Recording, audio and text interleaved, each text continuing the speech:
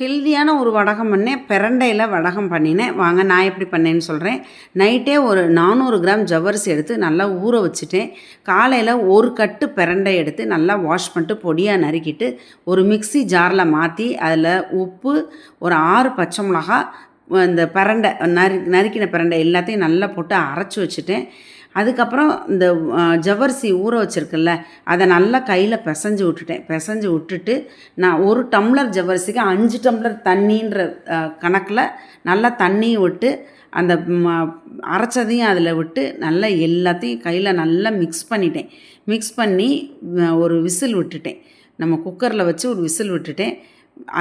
அந்த விசில் விடுற நேரத்தில் ஒரு 3 ஸ்பூன் அரிசி மாவு எடுத்து தண்ணியில் போட்டு நல்லா கரைச்சி வச்சிட்டேன். ஏன்னா இது ஜவ்வரிசி வடை பொதுவாக ஒரு ப்ரௌன் கலரில் வரும். இந்த அரிசி மாவு விட்டால் தான் நல்லா ஒயிட்டாக வருன்றதுக்காக இந்த அரிசி மாவு, அதனால தான் 1 டம்ளர் ஜவ்வரிசிக்கு 5 டம்ளர் தண்ணி ஊற்றிருக்கேன்.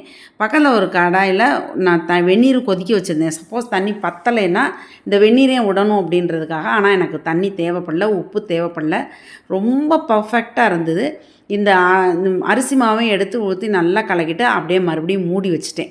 மூடி வச்சுட்டு அதுக்கப்புறம் ஒரு 3 லெமனை மட்டும் புழிஞ்சு விட்டு நல்லா மிக்ஸ் பண்ணிட்டு நல்லா ஆற வச்சுட்டு அதுக்கப்புறம் இந்த மாதிரி ரவுண்ட் ரவுண்டாக விட்டு காய வச்சு பொரிச்சு எடுத்தேன். சூப்பராக இருந்தது, ஹெல்த்தியாகவும் இருந்தது. நீங்களும் ட்ரை பண்ணுங்கள்.